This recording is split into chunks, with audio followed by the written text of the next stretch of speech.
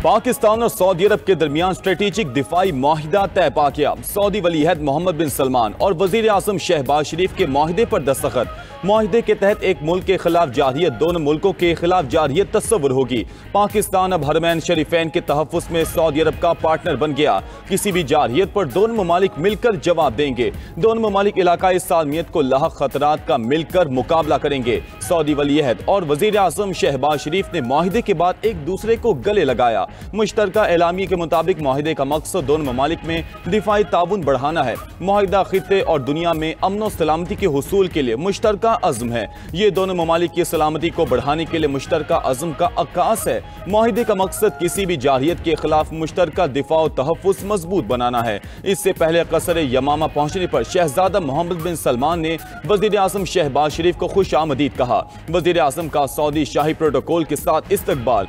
Saudi national guards ने वज़ीर आज़म शहबाज शरीफ को सलामी पेश की। कसर यमामा में वज़ीर आज़म शहबाज शरीफ और सऊदी वलीअहद की मुलाकात में अहम अमूर पर गुफ्तगू। दोनों रहनुमाओं ने एक बार फिर कतर पर इसराइली हमले की मज़म्मत की। नायब वज़ीर आज़म इसहाक डार और फील्ड मार्शल सैयद आसिम मुनीर भी मुलाकात में शरीक थे। विफाकी वज़रा ख्वाजा आसिफ अता तारड़, मोहम्मद औरंगज़ेब मुसद्दिक मलिक भी मौजूद। इस मौके पर गुफ्तगू करते हुए वज़ीर आज़म ने कहा कि पाकिस्तान ने हमेशा मसला फ़लस्तीन पर दो टोक मौक़िफ़ इख्तियार किया। मसला फ़लस्तीन पर पाकिस्तान सऊदी अरब के साथ खड़ा है। सऊदी वलीअहद बोले, मशरिक़ वुस्ता में अमन के लिए।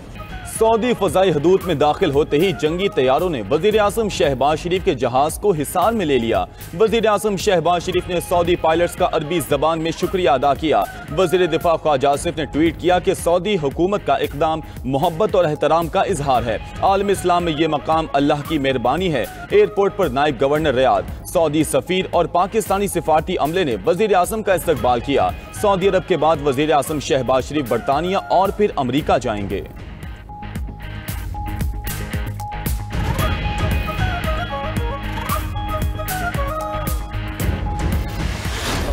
पाकिस्तान और यूएई के दरमियान सुपर-4 मरहले में जाने की जंग। इवेंट के 10वें मैच में दोनों टीम्स दुबई स्टेडियम में मद्दे मुकाबिल। पाकिस्तान ने पहले खेलते हुए 9 विकेटों पर 146 रन बनाए। हदफ के ताक़ुब में मुत्तहिदा अरब अमारात की बैटिंग 6 विकेटें गंवा दी। ओपनर अली शान शरफो 12 और मोहम्मद वसीम 14 रन बना सके। पाकिस्तान की तरफ से फ़खर जमान निस्फ सेंचुरी बनाकर टॉप स्कोरर रहे। मैच के दौरान अंपायर गेंद लगने से जख्मी हो गए।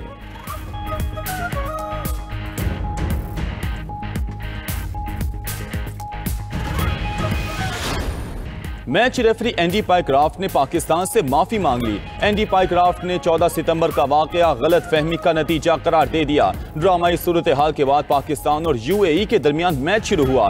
टॉस के मौके पर मैच रेफरी एंडी पाइक्राफ्ट भी मौजूद थे। दुबई में पीसीबी और आईसीसी के दरमियान सालिसी के लिए इजलास हुआ। माफी मांगने के बाद मैच का रेफरी एंडी पाइक्राफ्ट को मुकर्रर किया गया। ज़ाब्ता इखलाक की खिलाफ वर्जी पर पाकिस्तान ने मैच रेफरी को तब्दील करने का मुतालबा किया था। मैच से पहले पीसीबी ने खिलाड़ियों को होटल में ही रुकने को कहा था।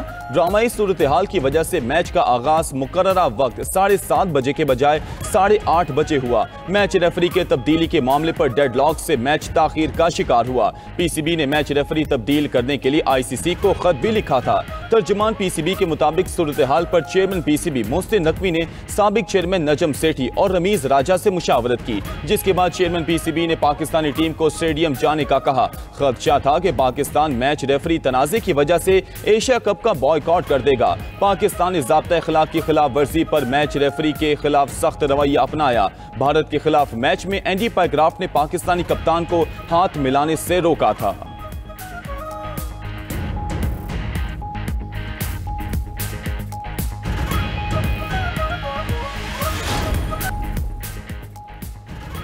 पंजाब में सैलाब उतरने के बाद मसाइल ही मसाइल। किसी का घर तबाह हुआ तो किसी की फसल, जमा पूंजी भी ना रही। मुतासरीन के माल मवेशी भी सैलाबी पानी में बह गए। सियालकोट, वजीराबाद, अलीपुर चट्ठा में हर तरफ तबाही। कसूर से बहावलपुर तक दरियाई पट्टी में आबाद लाखों लोग बेघर। आरिफवाला में भी किसान माशी बदहाली का शिकार। धान, कपास, तिल और चारे की तैयार फसलें सैलाबी रेले निकल गए। शेखुपुरा में सैलाबी रेले फसलों की जगह रेत छोड़ गए। किसान बेबसी की तस्वीर बने, हुकूमती इमदाद के मुंतज़िर। दरिया सिंध में गुड्डू और सखर बैराज पर ऊंचे दर्जे का सैलाब। कच्चे के इलाकों में मुतासरीन की तादाद 1,81,000 से बढ़ गई। दरिया किनारे और कच्चे में आबाद देहात, बस्तियां और फसलें पानी की नजर। कंदकोट के मकाम पर दरिया सिंध में ऊंचे दर्जे की सैलाबी सूरत हाल। सैलाब से कच्चे का जमीनी राबता मुनक़ता, लोग पानी में फंस गए। कंदकोट और घोटकी को मिलाने वाला आर्जी कच्चे का रास्ता भी मुतासिर। घोटकी में कच्चे के 100 से जायद देहात का जमीनी राबता मुनक़ता हो गया। कश्मीर में सैलाबी रेले के बायस कच्चे का इलाका मुकम्मल ज़ेर-ए-आब। फेडरल फ्लड कमीशन के मुताबिक दरिया चनाब में पंजनत पर निचले दर्जे का सैलाब है। पंजनत के मकाम पर पानी की सतह मजीद कम हो रही है।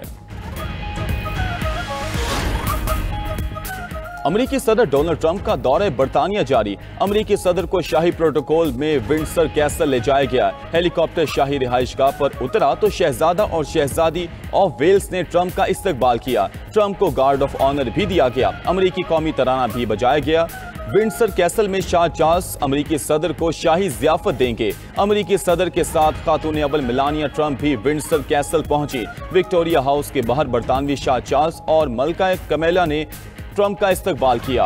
अमेरिका और बरतानिया के दरमियान अहम मुआहिदों का इम्कान। एटमी तवानाई और IT शोबों में मुआहिदे होंगे। ज़राए के मुताबिक अमरीकी IT कंपनीज बरतानिया में $40 अरब की सरमायाकारी करेंगी।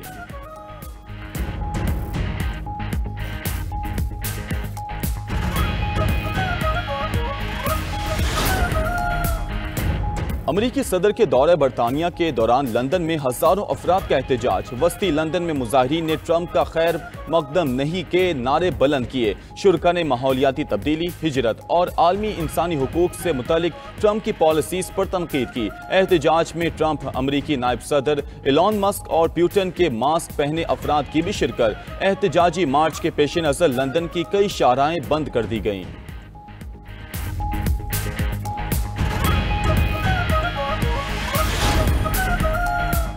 इसराइल का गजा सिटी को खाली करने के लिए 48 घंटे का अल्टीमेटम। 3.5 लाख अफराद नकल मकानी करने पर मजबूर हो गए। शहर से इनकला के लिए आर्जी रास्ता जुम्मे तक खुला रहेगा। सेहूनी फौज के गजा पर हमलों में शिद्दत आ गई। गजा पर बमबारी से मजीद 75 फलस्तीनी शहीद, दर्जनों जख्मी।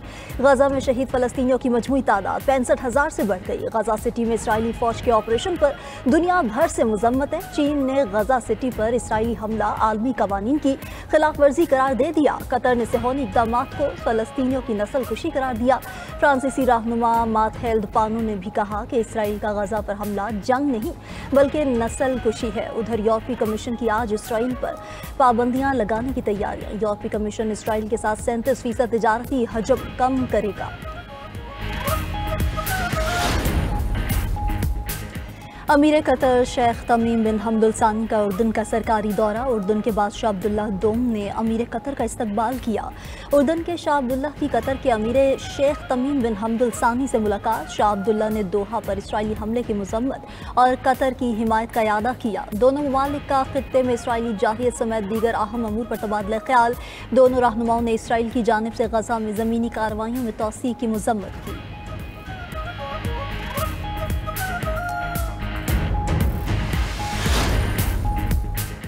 अमेरिका ने ईरान पर नई पाबंदियों का ऐलान कर दिया। अमेरिकी महकमा खजाना ने मुतादिद ईरानी शख्सियात और कंपनियों पर पाबंदियां लगाई हैं। पाबंदियों में ईरानी फौज को माली मुआवनत फराहम करने वाले इदारे और अफराद शामिल। अमेरिकी हुकाम के मुताबिक पाबंदी के शिकार अफराद और कंपनीज ने ईरानी तेल बेचकर $10 करोड़ कमाए, फिर उनको क्रिप्टो करेंसी में तब्दील किया, जिसे ईरानी फौज ने इस्तेमाल किया।